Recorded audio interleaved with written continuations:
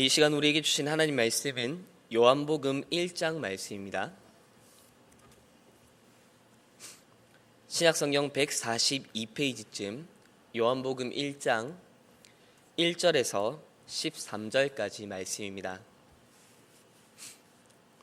신약성경 요한복음 1장 1절에서 13절까지 말씀, 우리 한 절씩 교독하도록 하겠습니다. 요한복음 1장 1절입니다. 태초에 말씀이 계시니라. 이 말씀이 하나님과 함께 계셨으니 이 말씀은 곧 하나님이시니라. 만물이 그로 말미암아 지은 바 되었으니 지은 것이 하나도 그가 없이는 된 것이 없느니라. 빛이 어둠에 빛이 돼 어둠이 깨닫지 못하더라.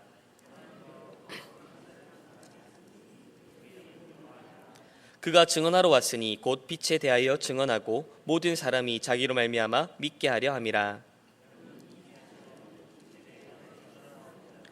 참빛 곧 세상에 와서 각 사람에게 비추는 빛이 있었나니 세상이 그를 알지 못하였고 자기 땅에 오매 자기 백성이 영접하지 아니하였으나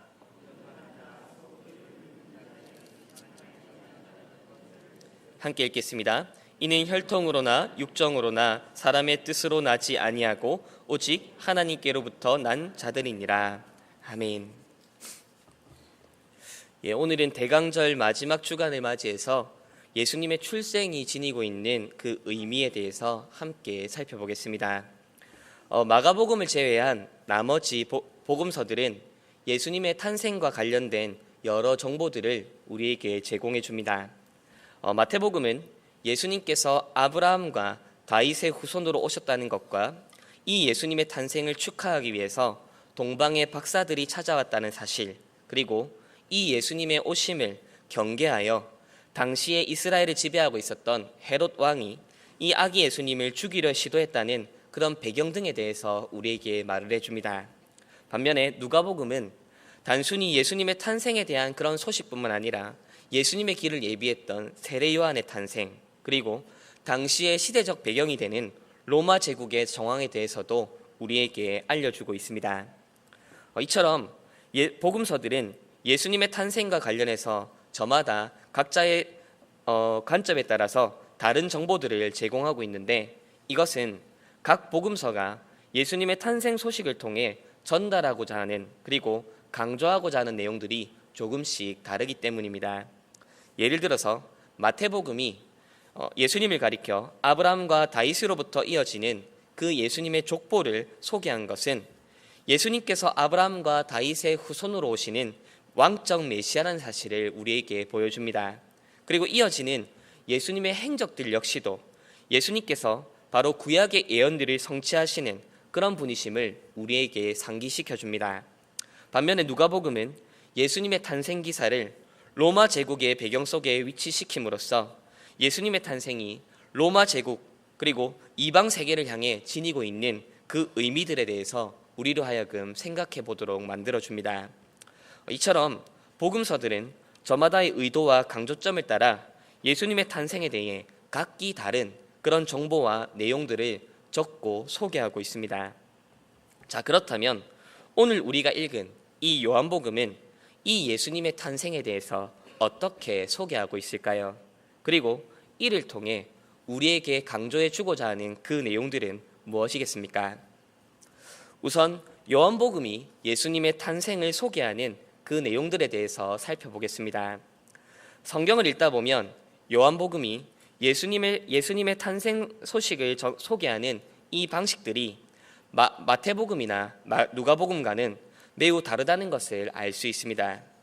마태복음과 누가복음은 예수님의 탄생 기사를 주로 이야기 방식으로 풀어냅니다. 이때 이야기 방식이라고 하는 것은 인물, 사건, 배경 등을 중심으로 이 이야기를 전개해 나가는 것을 의미합니다. 반면에 요한복음은 이 예수님의 탄생에 대해서 다루면서 다른 복음서들과 같은 이야기 방식을 사용하지 않습니다. 예수님의 탄생에 대해서 소개할 때에 누가 언제 어디서 무엇을 어떻게 왜 했는지에 대해서 그렇게 설명하는 방식을 취하고 있지 않습니다. 그래서 얼핏 보면 요한복음에는 이 예수님의 탄생, 즉 성탄에 대한 내용이 기록되어 있지 않는 것처럼 보이기도 합니다. 하지만 분명 요한복음에도 예수님의 탄생에 대한 내용을 다루고 있는데요. 대신 요한복음은 예수님과 그분의 탄생과 관련된 이 내용들을 이야기 방식이 아니라 몇 가지 명제들을 선포하는 것을 통해 이 내용들을 소개합니다. 이때 명제라고 하는 것은 A는 B다 혹은 A는 B한다 등과 같은 문장으로 어떤 함축된 의미들을 담고 있는 그런 의미합니다. 자, 그렇다면 요한복음은 이 예수님의 탄생 소식을 어떻게 소개하고 있습니까? 오늘 본문 5절 말씀인데요. 우리 5절 말씀을 같이 한번 읽어보겠습니다. 5절 말씀입니다. 빛이 어둠에 비치되 어둠이 깨닫지 못하더라. 아멘. 요한복음은 예수님께서 이 세상에 태어나신 그 사건을 빛이 어둠에 비추인 사건이라고 소개합니다. 우선 빛은 예수님을 의미합니다. 그리고 어둠은 이스라엘 백성 혹은 온 세상을 의미합니다. 즉 예수님께서 세상 속에 태어나셨다라고 하는 이 말을 요한복음은 빛이 어둠 가운데 비추였다라는 이 말로 표현하고 있는 것입니다. 자, 그렇다면 왜 요한은 그냥 예수님께서 이 세상에 태어나셨다라고 말을 하지 않고 빛이 어둠 가운데 비추였다라고 표현하는 것일까요? 그것은 이 빛이 비치다라고 하는 말이 담고 있는 의미가 예수님의 탄생이 가진 그 의미를 아주 상징적이고 함축적으로 잘 보여주기 때문입니다. 즉 예수님의 탄생은 단순한 한 아기의 탄생이 아니라 이 어두운 세상을 밝히 비추는 빛이 비치는 것과 같다는 그런 의미를 지닌다는 것이지요. 어두운 세상을 밝히는 사건, 바로 이것이 요한복음이 말하는 예수님의 탄생이 지닌 의미라는 것입니다. 그런데 요한복음은 예수님의 탄생을 단순히 어둠을 밝히는 빛으로만 소개하고 있지 않습니다. 요한복음은 예수님의 탄생을 어둠을 밝히는 빛으로 소개하기에 앞서서 바로 이 빛이 지니고 있는 성격에 대해서도 우리에게 소개해 줍니다. 오늘 본문 4절 말씀인데요. 우리 4절 말씀도 같이 한번 읽어보도록 하겠습니다. 4절 말씀입니다. 그 안에 생명이 있었으니 이 생명은 사람들의 빛이라. 아멘. 이 생명은 사람들의 빛이라. 요한복음은 예수님의 탄생을 빛이 비치는 것으로 소개하기에 앞서서 바로 그 빛이 지니고 있는 성격을 말해주는데 바로 그 빛은 생명의 빛이라는 것입니다. 빛이 생명의 빛이라면 어둠은 죽음의 어둠을 의미할 것입니다. 즉 빛이 비추었다라고 하는 것은 단순히 물리적인 어두움을 밝혀주었다는 그런 의미가 아니라 죽음 가운데 생명을 불어넣었다라고 하는 의미가 될 것입니다. 자, 이렇게 정리를 하면 요한복음은 예수님의 탄생을 어둠 속에 빛이 비추인 사건으로 소개합니다. 그런데 이 빛은 바로 생명의 빛, 곧 생명을 주는 빛입니다. 즉 요한복음은 예수님의 탄생을 죽음의 세상 가운데 생명을 불어넣는 그런 사건으로 소개하고 있는 것입니다. 이처럼 예수님의 탄생은 단순한 한 인간의 탄생이 아니었습니다. 예수님의 탄생은 이 어두운 세상, 죽음이 임한 세상 가운데 생명을 부여하는 빛이 비치는 사건이었습니다. 생명의 빛 대신 예수님께서 사망과 어둠 권세를 물리치시고 우리에게 생명을 부여하시는 그 사건, 바로 이것이 예수님께서 탄생하셨다고 하는 그 소식을 전하는 요한복음의 방식입니다. 자, 그런데 이때 우리가 하나 놓치면 안 되는 것이 있습니다. 그것은 요한복음이 예수님의 탄생에 대해서 소개할 때에는 단순히 예수님께서 생명의 빛이 되신다라고 하는 이 사실, 즉 긍정적인 부분만 기록하고 있지 않다는 사실입니다. 오늘 우리가 읽은 이 본문들을 보면 예수님의 빛 되심을 소개하는 과정에 그 사이사이마다 깨름칙한 표현들이 나오는 것을 볼 수 있습니다. 우선 아까 읽었던 5절 말씀을 다시 한번 보도록 하겠는데요. 우리 5절 말씀을 같이 한번 읽겠습니다. 5절 말씀입니다. 빛이 어둠에 비치되 어둠이 깨닫지 못하더라. 어둠이 깨닫지 못하더라. 예수님께서는 어둠을 밝히는 빛으로 이 세상에 오셨습니다. 그렇게 이 땅에 오셔서 어두운 세상을 비추셨습니다. 그런데 놀랍게도 어둠은 빛으로 오신 이 예수님을 알아보지 못했습니다. 그리고 이러한 표현은 이어지는 9절에서부터 11절 말씀에도 나타나는데요. 우리 9절에서 11절 말씀을 같이 한번 읽어보도록 하겠습니다. 참빛 곧 세상에 와서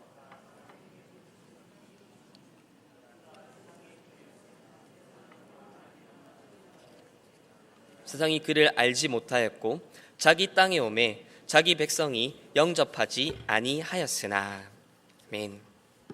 세상이 그를 알지 못하였고 자기 백성이 영접하지 아니하였다. 예수님께서는 참 빛으로 이 세상에 오셨습니다. 어두운 세상에 빛을 비추고 죽음의 권세가 펼쳐져 있는 이 땅에 생명을 주시기 위해 이 세상에 오셨습니다. 그러나 세상은 이 생명의 빛으로 오신 예수님을 알지도 깨닫지도 영접하지도 않았습니다. 이처럼 오늘 본문은 단순히 예수님의 탄생이 지닌 의미에 대해서만 우리에게 소개하고 있을 뿐만 아니라 예수님의 탄생이 지닌 의미와 함께 예수님의 오심을 받아들이는 이 세상의 상태에 대해서도 우리에게 이야기해 줍니다. 세상은 빛으로 오신 예수님을 깨닫지도 못했고 생명으로 오신 예수님을 영접하지도 않았습니다. 요한복음의 이러한 기록은 우리로 하여금 안타까운 마음을 가지게 만듭니다. 빛으로 오신 예수님을 깨닫지도 못하고 생명으로 오신 예수님을 영접하지도 못하는 이 세상의 상태는 참으로 안타깝기 그지없는 모습입니다. 어둠 속에 빛으로 오신 예수님을, 사망 속에 생명으로 오신 그 예수님을 알아보지도 영접하지도 않는다는 이 사실이 얼마나 안타까운 일입니까? 자, 그렇다면 왜 이들은 예수님을 알아보지 못했습니까? 왜 세상은 생명의 빛으로 오신 이 예수님을 영접하지 못했던 것일까요? 이에 대한 답을 요한복음은 명시적으로 우리에게 말해주지는 않습니다. 대신 오늘 본문 12절, 13절 말씀이 이에 대한 한 가지 추측할 수 있는 힌트를 우리에게 주는데요. 우리 12절, 13절 말씀을 같이 한번 읽어보겠습니다. 영접하는 자, 곧 그 이름을 믿는 자들에게는 하나님의 자녀가 되는 권세를 주셨으니 이는 혈통으로나 육정으로나 사람의 뜻으로 나지 아니하고 오직 하나님께로부터 난 자들이니라. 아멘. 방금 읽은 이 12절 13절 말씀은 앞에서 소개했던 자들, 곧 예수님의 빛 되심을 알지도 깨닫지도 영접하지도 않는 그런 자들과는 다른 부류의 사람들을 소개합니다. 그들은 바로 예수님을 영접한 사람들입니다. 이때 이 13절 말씀은 이 예수님을 영접한 자들, 곧 예수님을 생명의 빛으로 받아들인 자들에 대해 혈통으로나 육정으로나 사람의 뜻으로 나지 않은 자들이다, 이렇게 소개합니다. 우선 이 13절에서 말하는 1차적 의미는 누군가가 예수님을 참 생명의 빛으로 영접한다는 것은 인간의 어떠함에 달려있는 것이 아니라 하나님의 주권과 하나님의 은혜에 달려있다는 사실을 우리에게 말해줍니다. 자, 그런데 여기서 우리는 이 사실을 뒤집어서 생각해 볼 필요가 있을 것 같습니다. 예수님을 생명의 빛으로 알고 영접하는 것이 하나님의 주권과 은혜를 의지하는 것이라면, 반면에 예수님을 참 생명의 빛으로 알아보지도 영접하지도 못하는 그런 사람들은 무엇을 의지하며 살아가는 자들이겠습니까? 그리고 이에 대한 단서를 13절 말씀은 바로 혈통과 육정과 사람의 뜻으로 난 자들이다, 이렇게 말을 합니다. 예수님을 영접하지 않는다는 것은 곧 예수님을 참 생명의 빛으로 여기지 않는다는 것을 의미합니다. 대신 세상은 다른 것들을 자신의 빛과 생명으로 삼습니다. 바로 혈통과 육정과 사람의 뜻입니다. 이때 말하는 혈통과 육정과 사람의 뜻은 곧 사람이 지니고 있는 모든 가능성을 의미합니다. 그들은 바로 이것들을 자신들의 빛과 생명으로 삼는 것입니다. 자, 그러나 빛과 생명은 오직 예수님 안에만 있습니다. 혈통과 육정과 사람의 뜻은 결코 빛이 될 수 없습니다. 왜냐하면 그것은 어둠인 이 세상들로부터 나온 것이기 때문입니다. 따라서 어둠이 만들어낸 혈통과 육정과 사람의 뜻 역시도 어둠일 뿐이지요. 그런데 세상은 바로 그 어둠으로부터 나온 혈통과 육정과 사람의 뜻 역시도 자신들의 빛으로 삼아버렸습니다. 곧 어둠을 자신들의 빛으로 삼은 것입니다. 그 결과 그들은 더 이상 참 빛을 필요로 하지 않게 되었습니다. 자신들이 어둠이라는 사실을 알지 못하고 어둠을 빛으로 삼아 기뻐하며 만족하며 살아가게 된 것이지요. 이것이 바로 요한복음이 소개하는 예수님의 탄생과 그리고 이 예수님의 탄생을 맞이하는 세상의 모습입니다. 세상은 예수님의 빛 되심과 생명 되심을 알지도 깨닫지도 못합니다. 세상은 자신들이 만들어낸 것들, 부와 권력과 인기와 명예와 사람들의 인정과 건강 등을 자신들의 빛으로 삼기 때문에 참 생명의 빛으로 오신 예수님을 영접치도 필요로 하지도 않습니다. 어둠을 빛으로 여기는 그들은 스스로가 어둠인지도 모른 채 빛을 필요로 하지 않는 그런 자들로 살아가는 것이지요. 여기서 우리는 세상이 성탄을 맞이하는 모습과 우리 신자들이 성탄을 맞이하는 모습의 차이가 무엇인지 발견할 수 있습니다. 세상 사람들도 성탄을 기념하며 즐거워합니다. 하지만 그들은 예수님께서 이 땅에 오셔서 우리에게 주고자 하는 것들을 기뻐하는 자들이 아닙니다. 그들이 성탄을 기념하며 즐거워하는 것은 예수님께서 그들에게 가져다 주시는 것이 아니라 그들 스스로 만들어낸 밝고 화려한 어두움 때문입니다. 반면에 우리 그리스도인들은 성탄을 세상이 만들어낸 그 밝고 화려한 어둠으로 인해 기뻐하는 자들이 아닙니다. 세상이 만들어낸 휘황찬란한 네온사인과 트리 조명, 신명나는 크리스마스 캐롤과 음악이 우리의 기쁨의 이유가 될 수 없습니다. 우리는 어두운 세상 가운데 참 빛으로 오셔서 우리 가운데 참 생명을 주신 바로 이 예수 그리스도로 인해 기뻐하는 자들입니다. 자, 그런데 과연 우리는 정말 그렇습니까? 우리는 예수님께서 우리에게 주실 생명으로 인해 기뻐할 준비가 되어 있습니까? 우리는 예수님을 사망과 어둠의 권세로부터 건져주실 참 생명의 빛으로 오실 그분으로 맞이할 준비가 되어 있습니까? 혹 우리 역시도 이 세상이 빛으로 삼는 것들, 이 세상이 빛으로 삼으려고 하는 것들을 우리의 빛으로 삼으려 하고 있지는 않습니까? 이 세상이 밝고 화려하게 치장한 그 어둠을 우리의 빛으로 착각하며 그러한 것들을 추구하고 있지는 않습니까? 그렇게 우리 역시도 예수님을 참 생명의 빛으로 영접하지 않아도 아무런 문제를 느끼지 않는 그런 자들로 살아가고 있는 것은 아닙니까? 이제 말씀을 맺겠습니다. 오늘 우리는 본문을 통해 요한복음이 예수님의 탄생을 소개하는 것과 세상이 이 예수님의 탄생을 맞이하는 장면들에 대해 살펴보았습니다. 예수님께서는 이 어두운 세상을 밝히시는 생명의 빛으로 오셨습니다. 그러나 세상은 예수님을 빛으로도 생명으로도 받아들이지 않고 어둠과 사망 가운데 머물러 앉아 있었습니다. 세상이 사망과 어둠 속에 계속 머물러 있었던 이유는 그들이 만들어낸 것을 빛과 생명으로 삼았기 때문입니다. 어둠 스스로 만들어낸 것들을 자신들의 빛과 생명으로 삼아 그렇게 기뻐하며 만족하고 지냈던 것입니다. 그래서 그들은 빛으로 오신 예수님을 알아보지 못했습니다. 알아보지 못할 뿐만 아니라 필요로 하지도 않았습니다. 결국 그들은 참 생명의 빛 대신 이 예수님을 알지도 깨닫지도 영접하지도 않았습니다. 그런데 혹 이런 모습이 우리들 속에서도 발견될 수 있지 않습니까? 예수님께 참 구원의 생명이 아닌 다른 것들을 기대하고 소망하고 있지는 않습니까? 교회를 다니면서 예수님께로부터 오는 참 생명을 기대하는 것이 아니라 그저 편안하게 신앙생활하는 것, 희생하지 않고 신앙생활하는 것, 손해보지 않고 신앙생활하는 것을 기대하며 바라고 있지는 않습니까? 우리는 기억해야 합니다. 우리도 한때 어둠이었습니다.